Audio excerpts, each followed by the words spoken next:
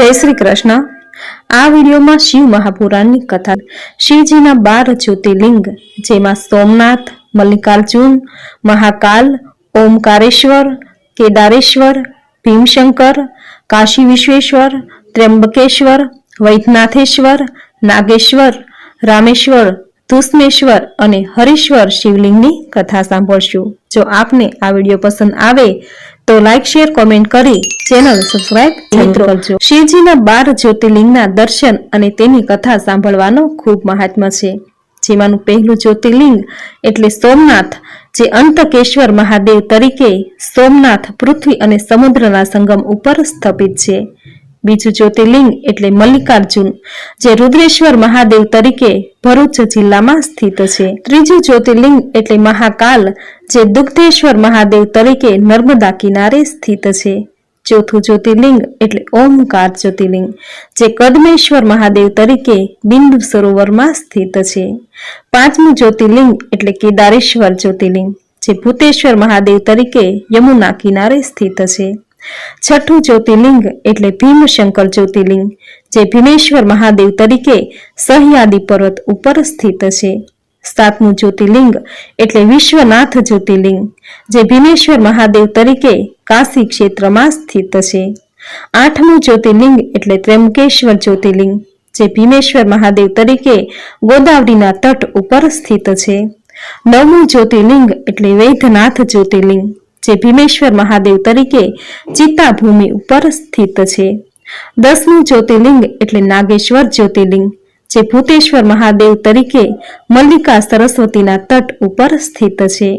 11मुं ज्योतिर्लिंग एटले रामेश्वर ज्योतिर्लिंग, जे गुप्तेश्वर महादेव तरीके सेतुबंध समुद्રના किनारे स्थित छे। 12मुं ज्योतिर्लिंग एटले धूष्मेश्वर ज्योतिर्लिंग, जे व्याघ्रेश्वर महादेव तरीके शिवालये तो आ छे आपणा हिंदू धर्मना अति पावनकारी 12 ज्योतिर्लिंग। हवे सांभळशुं 12 ज्योतिर्लिंगनी कथा। पहेली कथा सांभळशुं सोमनाथ ज्योतिर्लिंगनी। दक्ष राजाए पोताना 13 पुत्रीओने चंद्रने आपी विवाह कर्यो, त्यारे ए पुत्रीओमां रोहिणी नामनी पुत्री उपर चंद्र वधारे मोहित थया अने एने वधारे महत्व आपवा लाग्या। त्यारे दुखी थईने बीजी दक्ष पुत्रीओ पिताने त्यां जती रही। पिता दक्षने सर्व वात कही संभळावी, त्यारे पुत्रीओनी वात सांभळी दक्षने घणुं दुख थयुं, परंतु तेम छतां मनने शांत करी चंद्र पासे आव्या अने तेमने प्रेमपूर्वक समजावा लाग्या, परंतु चंद्र उपर एनी कोई असर थई नहीं। एटले दक्ष दुखी थई गया अने चंद्रने शाप आपता कहेवा लाग्या, हे चंद्र, ते मारी शिखामणनी अवज्ञा करी छे, तेथी तू क्षय रोगी थई जा। अने चंद्र क्षय रोगथी दुर्बल थयो। आथी सर्वत्र हाहाकार थई गयो। आथी देवताओ अने ऋषि मुनिओ दुखी थई गया अने ब्रह्माजी पासे गया आनो उपाय बतावा विनंती करी। त्यारे ब्रह्माजीए कह्युं के हे ऋषि मुनिओ, देवताओ, प्रभास नामना समुद्र किनारे स्थित एवा उत्तम स्थळे जई शिवलिंगनी स्थापना करो अने शिव मृत्युंजय मंत्रना जप करो तो आ असाध्य रोगथी मुक्ति पामशे। ब्रह्माजीना कहेवाथी चंद्र प्रभास तीर्थ गया अने त्यां ज्योतिर्लिंगनी स्थापना करी। मृत्युंजय मंत्रना जप करवा लाग्या अने शिव पूजा, प्रार्थना, स्तुति करवा लाग्या। त्यारे शिवजीए प्रसन्न थई तेने वरदान मांगवा कह्युं। चंद्र कहेवा लाग्या के हे देवाधिदेव, आपनाथी शुं अजाण्युं छे, मारा उपर कृपा करो, आप मारा अपराध बदल मने क्षमा आपो, मारो आ क्षय रोग दूर करो। त्यारे शिवजी कहेवा लाग्या, हे चंद्र, तारी कळाओ एक पक्षमां क्षीण थशे अने बीजा पक्षमां तेनो पुनः विस्तार थशे। एम कही शिवजी त्यां साकार थया अने सोमेश्वर नामे त्रणेय लोकमां ख्यात थया। त्या देवताओए बनावेल एक जळकुंड छे, तेनुं नाम चंद्रकुंड एवुं छे। आ कुंडमां स्नान करनारना सर्वे पापोनो नाश थाय छे तेमज रोग मुक्त बने छे। बोलो अंतकेश्वर महादेवनी छे। मित्रों, हवे सांभळशुं मल्लिकार्जुन ज्योतिर्लिंगनी कथा। सूतजीए कह्युं, हे ऋषिओ, हवे हूँ आपने मल्लिकार्जुन शिवलिंगना महिमानुं वर्णन करूं छुं, ते ध्यान दईने सांभळो। जे समये कार्तिकेय पृथ्वी परिक्रमा करी कैलास पाछा फर्या त्यारे एमणे जाण्युं के गणेशनो विवाह थई गयो छे। त्यारे तेने दुख थयुं अने नाराज थई कोच नामना पर्वत उपर चाल्या गया। आ जाणीने शिव पार्वतीने घणुं दुख थयुं। तेओ कार्तिकेयने समजावा कोच पर्वत उपर गया अने पुत्रने समजावा लाग्या, परंतु कार्तिकेय मान्या नहीं। આથી પુત્ર પ્રેમને લઈને શિવ અને પાર્વતી જ્યોતિર્મય રૂપે ત્યાં સ્થિર થયા અને પુત્રના સ્નેહમાં પર્વના દિવસે પુત્રને જોવા ગયા. આવતા જતા રહેતા હતા. એમ અમાસના દિવસે શિવજી ત્યાં જતા અને પૂર્ણિમાને દિવસે પાર્વતી પુત્ર પાસે જતા. એક દિવસથી શિવનું મલ્લિકાર્જુન નામનું શિવલિંગ ત્રિલોકમાં પ્રખ્યાત થયું. આ શિવલિંગના જે દર્શન કરે છે તે તમામ પાપો તાપોથી મુક્ત થઈ જાય છે. આ મલ્લિકાર્જુન નામથી ભગવાન શિવ ત્યાં સ્થિર થયા. બોલો ભગવાન મલ્લિકાર્જુનની જય. હવે સાંભળશું મહાકાલ જ્યોતિર્લિંગની કથા.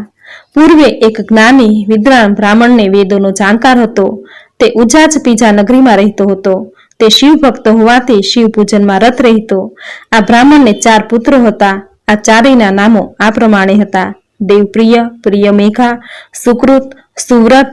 આ સમયે રતિમાલ પર્વત ઉપર એક મહાદુષ્ટ બળવાન દૂષણ નામનો દૈત્ય રહેતો હતો.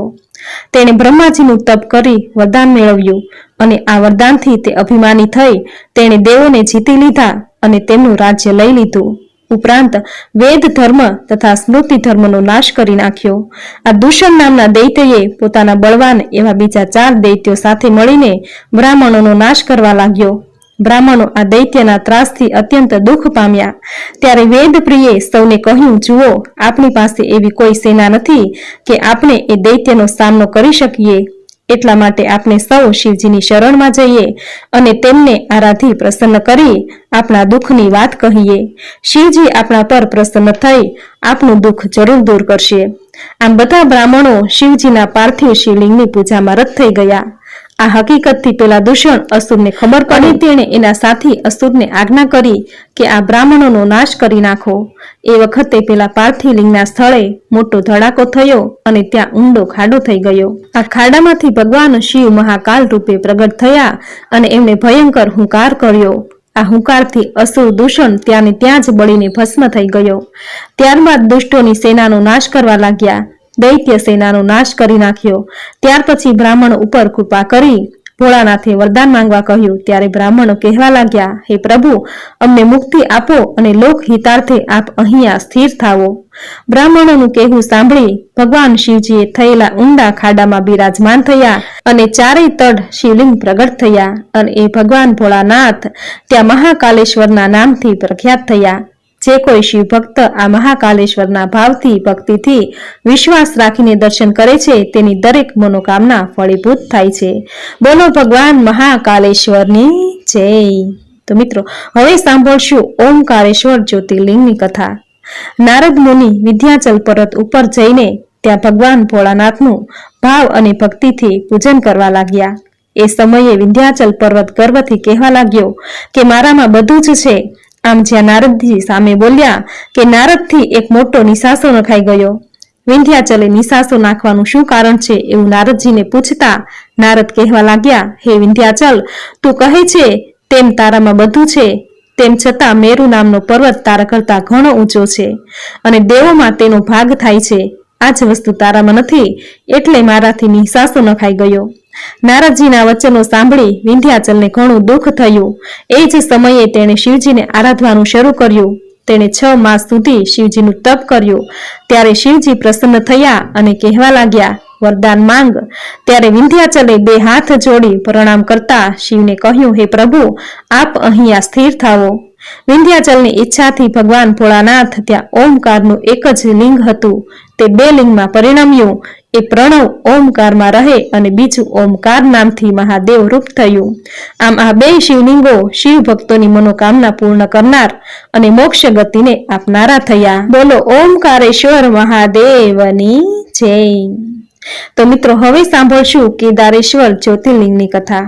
સુજી કહેવા લાગ્યા, હે ઋષિ મુનિઓ, નર નારાયણ નામના વિષ્ણુ ભગવાનના જે 2 અવતારો છે તે બંને અવતારો બદ્રિકાશ્રમમાં તપ કરે છે.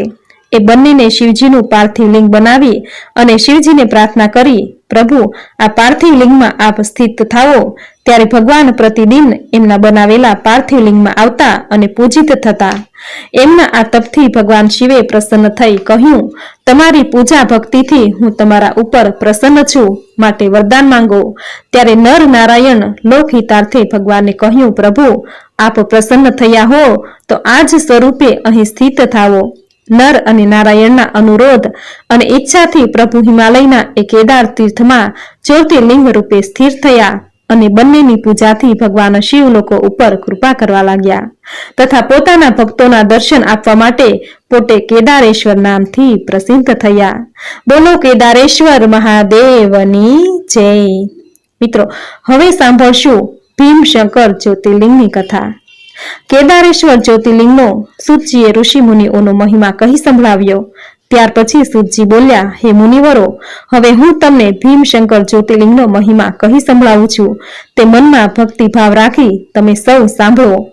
પૂર્વે એક મહાબળવાન અને પરાક્રમી રાક્ષસ થયો હતો, જેનું નામ ભીમ હતું. આ ભીમ રાક્ષસ લોકોને ઘણો ત્રાસ આપતો અને ધર્મનો ધ્વંસ કરતો. કરકટી નામની એક રાક્ષસીને જોઈને રાવણના ભાઈ કુંભકર્ણએ એના ઉપર બળાત્કાર કરી લંકા ભાગી ગયો અને તેનાથી અભિમાન નામનો રાક્ષસ કરકટીના ઉદરેથી જન્મ્યો. માતા અને પુત્ર એ સમયે સહ પર્વત ઉપર રહેતા હતા. એકવાર આ રાક્ષસ ભીમે એની માતાને પૂછ્યું, હે માતા, મારા પિતા કોણ છે અને તેઓ અત્યારે ક્યાં છે?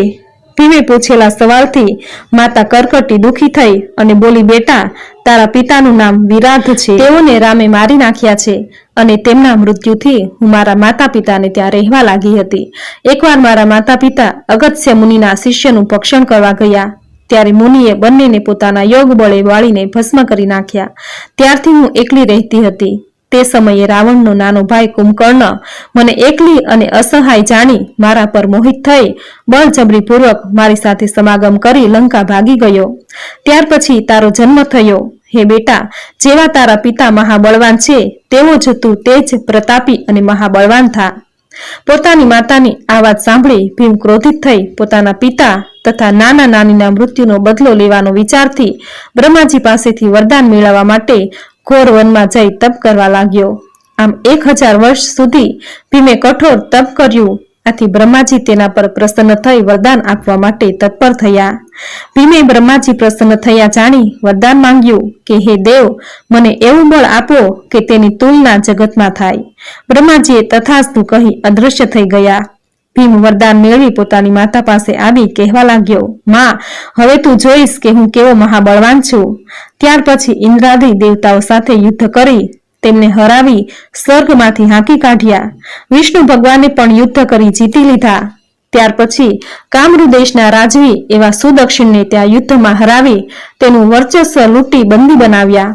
આ સુદક્ષિણ રાજા મહાન શિવ ભક્ત હતા, એટલે કેદખાનામાં પણ તેણે ભગવાન સદાશિવનું પાર્થિવ લિંગ બનાવી લિંગ પૂજન ભક્તિમાં લીન રહેવા લાગ્યા. આ રાજાની પત્ની પણ શિવ ભક્ત હતા. આ સુદક્ષિણા નામની રાજાની પત્નીએ શિવ પૂજન કરી શિવ ધ્યાનમાં રહેવા લાગી.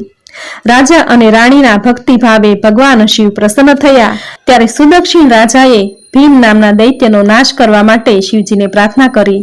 શિવે કહ્યું, હું એ અભિમાની ભીમનો નાશ કરીશ. હવે એ સમયે શિવ પૂજન કરતા સુદક્ષિણને જોઈ તેના કોઈ દૈત્યએ ભીમની પાસે જઈ વાત કરી. ત્યારે ભીમ ક્રોધિત થઈ હાથમાં ખડગ લઈ રાજાને મારી નાખવા માટે આવ્યો. તે સમયે ભગવાન શિવે પ્રગટ થઈ તેના ખડગના ટુકડા કરી નાખ્યા. ત્યારે ભીમે ત્રિશૂળ ફેંક્યું. ત્રિશૂળના પણ શિવજીએ અનેક ટુકડા કરી નાખ્યા. તે સમયે નારદજી ત્યાં આવ્યા અને ભગવાનને કહેવા લાગ્યા, પ્રભુ, આ દૈત્યનો સત્વરે નાશ કરી નાખો. અને શિવજીએ એક ભયાનક હુંકાર કર્યો. આ હુંકારથી અગ્નિ પ્રગટ થયો અને ભીમ તથા તેના તમામ રાક્ષસોને બાળી ભસ્મ કરી નાખ્યા. ભીમનો નાશ થવાથી દેવો ઋષિ મુનિઓમાં આનંદ વ્યાપી ગયો. તેઓ સૌ શિવજીની સ્તુતિ કરવા લાગ્યા. પછી ભગવાનની સ્તુતિ કરી કહેવા લાગ્યા, પ્રભુ, આપ અહીંયા સ્થિર થાઓ. ભગવાન શિવ ભીમશંકર નામે ત્યાં સ્થિત થયા. આ જ્યોતિર્લિંગ ભીમેશ્વર અથવા ભીમશંકર નામે પ્રખ્યાત થયું અને લોકોની મનોકામના આ લિંગના દર્શન થતા જ પરિપૂર્ણ થાય છે. બોલો ભીમ જ્યોતિર્લિંગ મહાદેવની જય.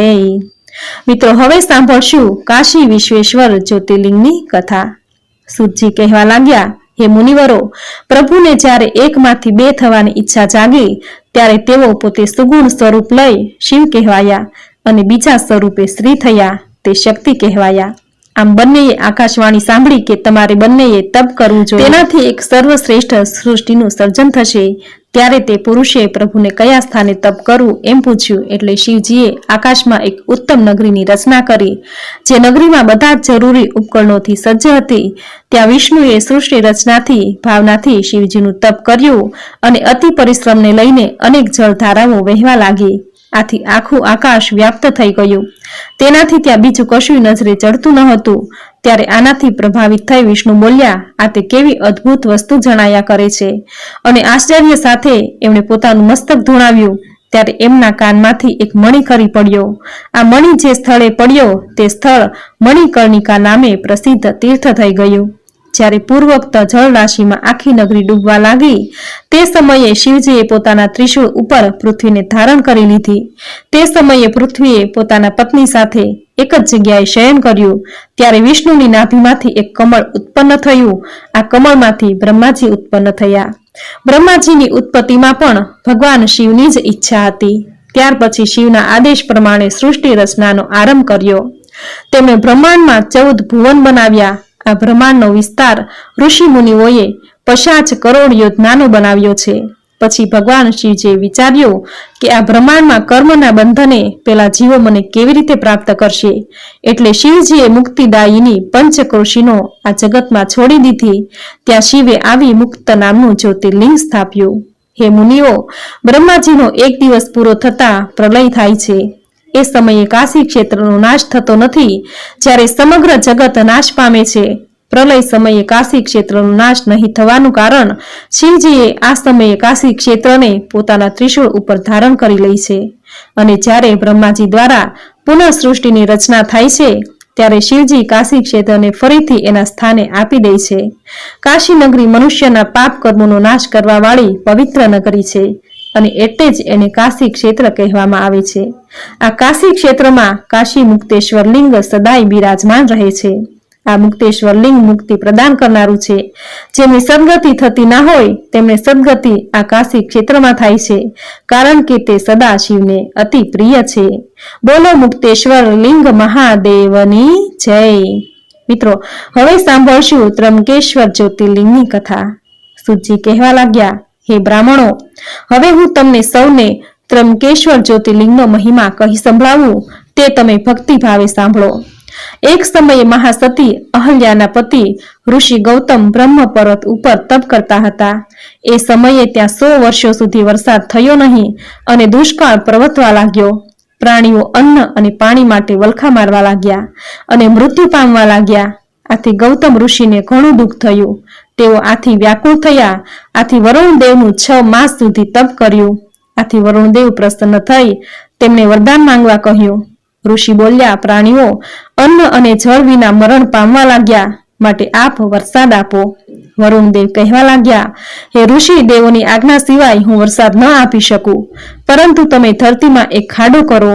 ગૌતમે ધરતી ઉપર એક ઊંડો ખાડો ખોદ્યો. વરુણદેવે ખાડો પાણીથી છલોછલ ભરી દીધો અને કહેવા લાગ્યા, હે ઋષિ, તમારા પ્રતાપે આ જળથી છલોછલ ખાડો કદાપી ખાલી નહીં થાય. આમ વરુણદેવની કૃપાથી જળ પ્રાપ્ત કરી ગૌતમ ઋષિએ પ્રાણીઓ માટે ચારો અને પક્ષીઓના ચણ માટે ધાન્યની વાવણી કરી. તેનાથી સૌનું પોષણ થવા લાગ્યું. આથી ઘણા ઋષિ મુનિએ અને જીવો ત્યાં સ્થાયી થયા. ધરતી પાછી હરિયાળી થઈ. એક સમયે ગૌતમના શિષ્યો એ જળકુંડમાં પાણી લેવા ગયા અને તે સમયે અન્ય ઋષિ મુનિઓની પત્નીઓએ પણ પેલા શિષ્યોને પાણી લેતા અટકાવ્યા અને કહેવા લાગી, પહેલા અમે આ જળ લઈશું, ત્યારબાદ તમારે જળ લેવાનું. ત્યારે શિષ્યોએ અહલ્યાજીને બોલાવી લાવ્યા અને અહલ્યાજીએ શિષ્યોને પહેલા જળ લેવાની ગોઠવણ કરી આપી. આથી ઋષિ પત્નીઓએ ક્રોધી ભરાઈ પોતાના પતિઓને વાતને વધારીને કહી. એટલે મુનિઓએ ગૌતમ ઋષિ સામે બદલો લેવા માટે ગણપતિજીની પૂજા કરી. ત્યારે ગણપતિ પ્રગટ થઈ મુનિઓને વરદાન માંગવા કહ્યું અને ગૌતમને અપમાનિત કરી કાઢી મૂકીએ એવી શક્તિ અમને આપો એવું કહ્યું.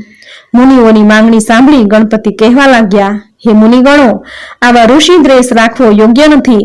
ઋષિએ તમારા સૌની સુખ શાંતિ માટે તપ કરી જળની વ્યવસ્થા કરી સૌને સુખી કર્યા એ યાદ કરો.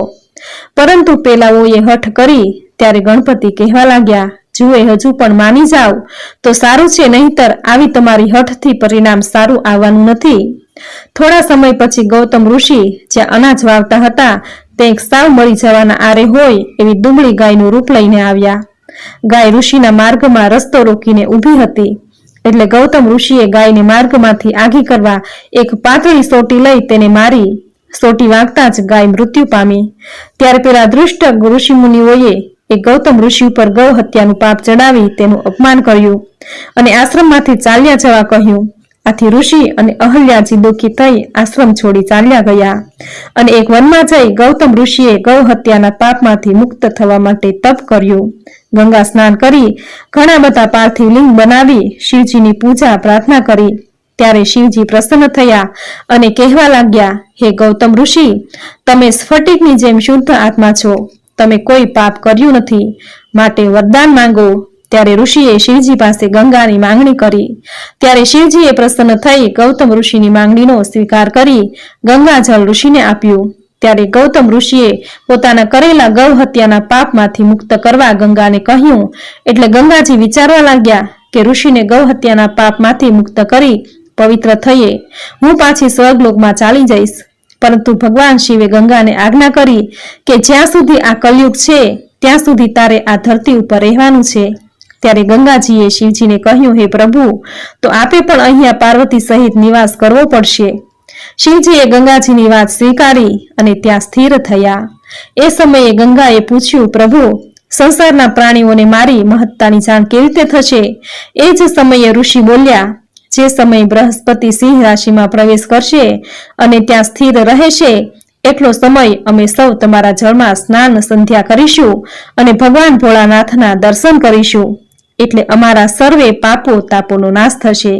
આ સાંભળીને ગંગા ત્યારથી ગોમતી નામે અને શિવલિંગ ત્રયંબક નામે સ્થિર થઈ પ્રખ્યાત થયા. અહીં ગંગા નદીના સર્વપ્રથમ ગૌતમ ઋષિએ સ્નાન સંધ્યા વિધિ કરી એટલે ગંગાજી ગંગા દ્વારકા કહેવાયા. ત્યાર પછી બીજા મુનિઓ સ્નાન કરવા આવ્યા એટલે ગંગાજી અદ્રશ્ય થઈ ગયા. ત્યારે ગૌતમ ઋષિએ ગંગાજીને વિનંતી કરી કે આપ દ્રશ્યમાન થાય અને ઋષિઓને સ્નાન કરવા દો. ત્યારે ગંગાજી બોલ્યા, આ કૃતજ્ઞ મુનિઓને હું દેખાઈશ નહીં. ત્યારે ઋષિએ વધુ એક વખત પ્રાર્થના વિનંતી કરી.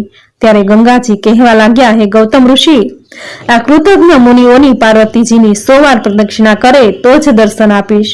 પેલા ઋષિઓ પસ્તાયા, પોતાની ભૂલ કબૂલ કરી. ગૌતમ ત્યારે ગંગાએ પ્રસન્ન થઈ દર્શન આપ્યા. બોલો ત્રંબકેશ્વર મહાદેવની જય. મિત્રો, હવે સાંભળશું વૈદ્યનાથેશ્વર જ્યોતિર્લિંગની કથા. સુતજી કહેવા લાગ્યા, હે મહામુને, મેં આપ સૌને ત્રંબકેશ્વર જ્યોતિર્લિંગનો મહિમા કહી સંભળાવ્યો છે. આપ સૌ વૈદ્યનાથેશ્વર જ્યોતિર્લિંગનો મહિમા સંભળાવું તે ભક્તિ ભાવથી સાંભળો. લંકાપતિ રાક્ષસ રાજ રાવણ પોતાની પ્રકૃતિએ ઘણો અભિમાની અને ક્રૂર રાક્ષસ હતો.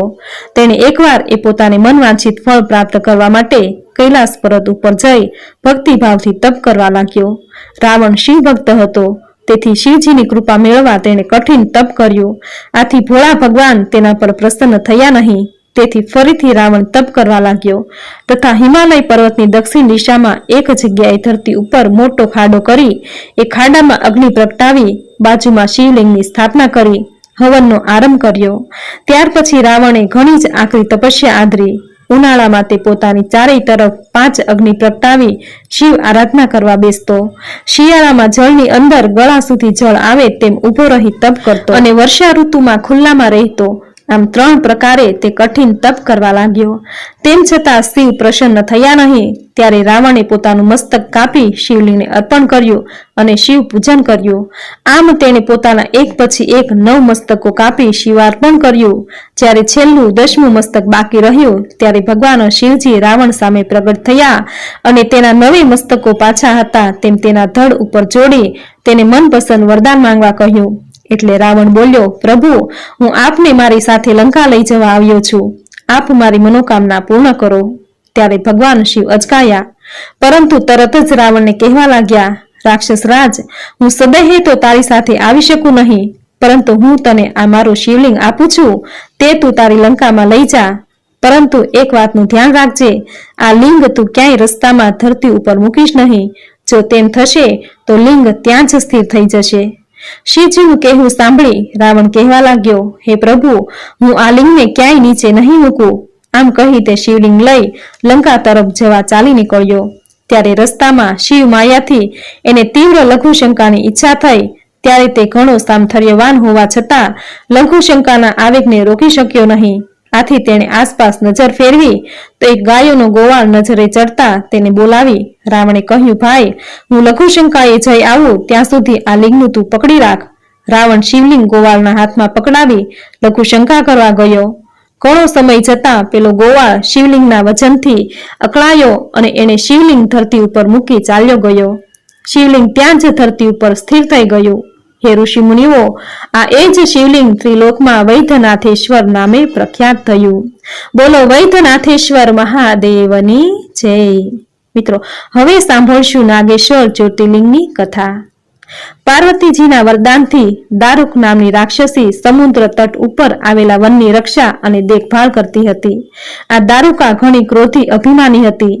તેના પતિનું નામ દારૂક હતું। તેઓ વરદાન મેળવીને ક્રૂર હત્યાઓ કરવા લાગ્યા। દેવો ઋષિઓને ત્રાસ આપવા લાગ્યા તેમજ ધર્મનો નાશ કરવા લાગ્યા। આથી ઋષિ મુનિઓ દારૂકાના ત્રાસથી ત્રાસી જઈને ઓર્વ ઋષિ પાસે આવી બેને રાક્ષસીના ત્રાસની વાત કરી। ઓર્વ ઋષિએ શાપ આપ્યો કે જો તે બંને ઋષિઓને ત્રાસ આપશે, યજ્ઞનો નાશ કરશે કે પ્રાણીઓનો વધ કરશે તો તે બંને આપોઆપ નાશ પામશે। ઓર્વ ઋષિના શાપને લઈને દેવતાઓ ગેલમાં આવી ગયા અને તે બંને ઉપર આક્રમણ કરી દીધું। આ બંનેને ઓર્વ ઋષિના શાપની ખબર પડી, તેથી દેવો સામે યુદ્ધ કરી શક્યા નહીં અને ગભરાઈને પાર્વતીના વરદાનથી આખા વનને લઈને તથા તમામ સમૃદ્ધિ લઈને સમુદ્રમાં લઈ જઈને પછી કોઈ પણ જાતના ભય વગર બંને રહેવા લાગ્યા અને સમુદ્રમાં આવતી જતી નૌકાઓ મુસાફરીએ જતી તેના મુસાફરોને કેદ કરી મારી નાખતા। આમ સમુદ્રમાં પણ આ બંને ત્રાસ વર્તાવા લાગ્યા। કેટલાક સમય પછી દારૂકા પોતાના રાક્ષસો સાથે સમુદ્રમાં ફરી રહ્યો હતો। ત્યારે તેણે ઘણી નૌકાઓ આવતી જોઈ, તેથી તેના સાથી રાક્ષસો સાથે એ બધી નૌકાઓ અટકાવી તેમાં મુસાફરી કરતા તમામ મુસાફરોને બંદીવાન બનાવી સમુદ્રમાં લઈ જઈ એ મુસાફરોમાં એક શિવભક્ત સુપ્રિય નામનો વણિક હતો। પણ તેને એવો નિયમ હતો કે તે જ્યાં સુધી શિવજીનું પૂજન પ્રાર્થના કરે નહીં ત્યાં સુધી ભોજન ગ્રહણ કરવું નહીં। એટલે તેણે શિવ પૂજન કરવા માંડ્યું। સાથે તેણે અન્ય કેદીઓને પણ શિવલિંગનું મહાત્મ્ય સમજાવ્યું અને શિવજીનું પૂજન કરવા કહ્યું। આથી અન્ય કેદીએ પણ શિવજીનું પૂજન કરવા લાગ્યા। આ વાતની દારૂક દૈત્યને ખબર પડવાથી ધુઆ ફુવા થયો ત્યાં આવ્યો અને સુપ્રિયને તથા અન્ય કેદીઓને શિવ પૂજન બંધ કરો, નહીતર તમને સૌને હું મારી નાખીશ, આવી રાક્ષસી વાણી બોલ્યો। આથી સુપ્રિય વણિકે ભગવાન શિવજીને પ્રાર્થના કરી કે દારૂકના ભયથી ત્રાસ થયો છે, આપનું પૂજન નથી કરવા દેતો, આથી આપ દારૂકનો નાશ કરો।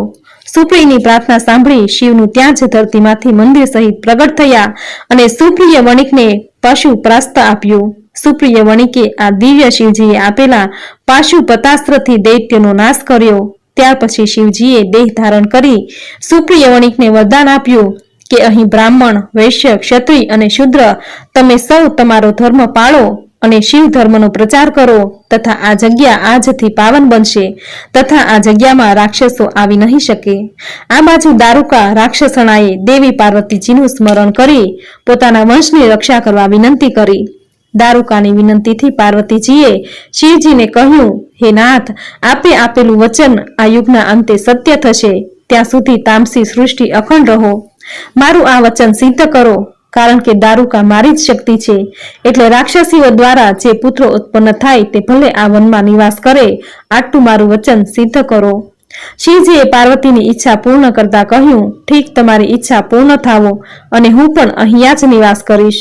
કળિયુગના અંતમાં મહાસેનનો પુત્ર મારો પરમ ભક્ત બનશે। ત્યાર પછી શિવ પાર્વતી જ્યોતિર્લિંગ રૂપે નાગેશ્વર અને નાગેશ્વરી રૂપે પ્રસિદ્ધ થયા। બોલો નાગેશ્વર મહાદેવની જય। મિત્રો, હવે સાંભળશું રામેશ્વર જ્યોતિર્લિંગની કથા। પૃથ્વીનો ભાર હળવો કરવા, ઋષિ મુનિઓ દેવોને રાક્ષસોના ત્રાસમાંથી મુક્ત કરવા, રાક્ષસરાજ રાવણનો અન્ય રાક્ષસો સાથે વિનાશ કરવા માટે ભગવાને અયોધ્યામાં દશરથ મહારાજને ત્યાં કૌશલ્યાજીના પુત્ર તરીકે ભગવાન રામ અવતર્યા। પિતાના વચનને ખાતર શ્રી રામ વનમાં આવ્યા ત્યારે પંચવટીમાં નિવાસ કર્યો। તે સમયે રાક્ષસરાજ રાવણ તેની પત્ની સીતાનું હરણ કરી લંકા ઉપાડી ગયો। ત્યારે રામ લક્ષ્મણ સીતાની શોધ કરવા નીકળ્યા। કિષ્કિંધા નગરે આવ્યા સુગ્રીવ સાથે હનુમાનજીના કહેવાથી મિત્રતા કરી વાલીના ત્રાસમાંથી સુગ્રીવનું રક્ષણ કર્યું. ત્યાર પછી હનુમાનજી તથા સુગ્રીવની સહાયતાથી સીતાની શોધ કરી. હનુમાનજીએ સમાચાર આપ્યા. રામે લંકા ઉપર ચઢાઈ કરી સમુદ્ર તટે શિવજીનું પાર્થિવ લિંગ બનાવી 3 દિવસ સુધી શિવ પૂજન કર્યું. પછી સમુદ્રમાં સેતુ બાંધી લંકાના રાવણને હરાવી તેનો નાશ કર્યો. સીતાજીને પરત લાવ્યા. આમ શ્રી રામ દ્વારા સમુદ્ર તટે શિવજીનું પાર્થિવ લિંગનું સ્થાપન પૂજન કર્યું અને શિવજીને વિનંતી કરી કે આપ અહીંયા લિંગ રૂપે સ્થિર થાવો. શ્રી રામની પ્રાર્થનાથી શિવ પ્રસન્ન થયા અને લિંગ રૂપે ત્યાં સ્થિર થયા. આ શિવલિંગ ત્યાર પછી રામેશ્વર નામથી જગતમાં પ્રખ્યાત થયું. ત્યારથી ભગવાન શિવજીના આ લિંગની પૂજા પ્રાર્થના તથા ભોગ ધરાવનાર આ તમામ મનોરથો પરિપૂર્ણ થાય છે અને અંતે મોક્ષ ગતિને પ્રાપ્ત કરે છે. શ્રી રામે જ્યોતિર્લિંગની યાત્રા યાત્રિકોને ફળદાયી થાય છે. બોલો રામેશ્વર મહાદેવની જય. મિત્રો, હવે સાંભળશું ધુષ્મેશ્વર જ્યોતિર્લિંગની કથા. સુધર્મા અને સુદેહા નામના બ્રાહ્મણ પતિ પત્ની શિવજીના પરમ ભક્ત હતા. તેઓ પોતાના આશ્રમમાં રહી બ્રાહ્મણ વેદ ધર્મનું પાલન કરતા અને ત્યાં જ આશ્રમમાં પોતાના શિષ્યોને વેદ ધર્મ અને અન્ય શાસ્ત્રો પુરાણોનું અધ્યયન કરાવતા. આ બ્રાહ્મણ દંપતીને પુત્ર પ્રાપ્તિ નહીં થવાથી સુદેહા ઘણી દુઃખી રહેતી. તેનો પતિ તેને સમજાવી આશ્વાસન આપતો, પરંતુ સુદેહાને સંતોષ થતો નહીં. આથી તેણે એકવાર સુધર્માને કહ્યું, જો મને પુત્રની પ્રાપ્તિ નહીં થાય તો હું મારો દેહ છોડી દઈશ. ત્યારે સુધર્માએ શિવજીનું સ્મરણ કરીને 2 પુષ્પ ધરતી ઉપર મૂક્યા અને સુદેહાને 1 પુષ્પ ઉપાડવા કહ્યું. સુદેહાએ પુષ્પ ઉપાડ્યું ત્યારે સુધર્મા બ્રાહ્મણ કહેવા લાગ્યો, સુદેહા, પ્રભુ નિર્મિત જે થવાનું હશે તે થશે, પરંતુ આપણા ભાગ્યમાં પુત્ર પ્રાપ્તિ નથી. તેથી હવે હું અને તું શિવ ભક્તિ કરીએ. સુદેહાને પતિના વચનોથી સંતોષ થતો નહીં. તેને તો સુધર્મા થકી કોઈ પણ સંજોગોમાં પુત્ર જોઈતો હતો. આથી કંઈક વિચાર કરી તે પોતાની નાની બહેન ધુષ્માને લઈ આવી અને સુધર્મા સાથે તેનો વિવાહ કરી દીધો. આ ધુષ્મા પણ શિવ ભક્ત હતી, એટલે તે રોજ શિવજીના 100 પાર્થિવ લિંગ બનાવી તેનું પૂજન અર્ચન કરી પછી જળમાં પધરાવી આવતી. આ ક્રિયા ભક્તિમાં તે એક પણ દિવસ ખાલી જવા દેતી નહીં. આથી ભગવાન ભોળાનાથ પ્રસન્ન થયા અને એમની કૃપા દ્રષ્ટિથી ધુષ્માને પુત્ર રત્ન પ્રાપ્ત થયું. પુત્ર મોટો થતા ધુષ્માએ તેનો વિવાહ કર્યો. પુત્ર વધુ ઘરમાં આવી. આથી સુદેહા ઈર્ષ્યાની આગમાં સળગવા લાગી, કેમ કે હવે ધુષ્માના માન પહેલા કરતા અધિક થયા હતા. આમ ઈર્ષ્યાને લઈને સુદેહા અઘટિત કાર્ય કરવા તત્પર થઈ. એટલે એક રાત્રિના સૌ નિંદ્રાધીન હતા ત્યારે સુદેહા હાથમાં તલવાર લઈ ધુષ્માનો પુત્ર જ્યાં સૂતો હતો ત્યાં જઈ તેના તલવાર વડે ટુકડા ટુકડા કરી નાખ્યા અને તે ટુકડા એકઠા કરી ધુષ્મા જે સરોવરમાં શિવલિંગ પધરાવતી હતી તે સરોવરમાં નાખી આવી અને ચૂપચાપ ઘરમાં આવી સૂઈ ગઈ. સવારે ધુષ્માની પુત્ર વધુએ ઉઠીને જોયું તો પોતાના પતિને પલંગ ઉપર જોયો નહીં અને તેની પથારી લોહીથી લથપથ જોઈ. આ જોઈ કલ્પાંત કરવા લાગી.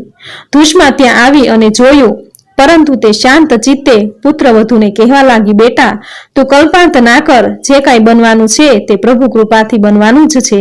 આમ પુત્ર વધુને સાંત્વન આપ્યું. રોજના નિયમ મુજબ ધુષ્માએ પાર્થિવ લિંગો બનાવી તેનું પૂજન પ્રાર્થના કરી અને સરોવરમાં પધરાવા ગઈ.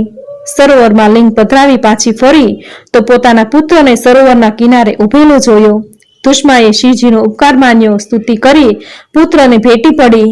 ત્યારે પુત્ર કહેવા લાગ્યો, હે માતા, મારું તો મૃત્યુ થઈ ગયેલું, પરંતુ તમારી શિવ ભક્તિ અને તમારા પુણ્યના પ્રતાપે જ હું જીવિત થયો છું. ત્યાં જ ભોળા શિવ શંભુ પ્રગટ થયા અને ધુષ્માને કહેવા લાગ્યા, ઈર્ષ્યાયુક્ત તારી મોટી બહેને જ તારા પુત્રને મોતને ઘાટ ઉતારી આ જ સરોવરમાં નાખી દીધો હતો. આ દુષ્કર્મને લઈને હું હવે તેનો વધ કરીશ. ત્યારે ધુષ્માએ શિવજીને વિનંતી કરી કે મારી બહેનને માફ કરી દો અને આપ મારી પ્રાર્થના પૂજનથી પ્રસન્ન થયા છો, આથી અહીંયા જ રહો. શિવજીએ ધુષ્માની પ્રાર્થનાનો સ્વીકાર કર્યો અને ધુર્મેશ્વર નામે પ્રખ્યાત થયા. બોલો ધુર્મેશ્વર મહાદેવની જય. હવે સાંભળશું હરીશ્વર શિવલિંગની કથા. પુરાણ કાળે રાક્ષસો અત્યંત બળવાન થઈ ગયા હતા. ત્યારે દેવોને ઘણો ત્રાસ આપવા લાગ્યા, ધર્મ ધ્વંસ કરવા લાગ્યા. ત્યારે સર્વ દેવો ભગવાન વિષ્ણુ પાસે જઈ, રાક્ષસોનો ત્રાસ ઘણો વધી ગયો છે, અમારું જીવવું દુષ્કર થઈ પડ્યું છે. હે ભગવાન વિષ્ણુ, આપ કોઈ ઉપાય કરી રાક્ષસોનો નાશ કરો.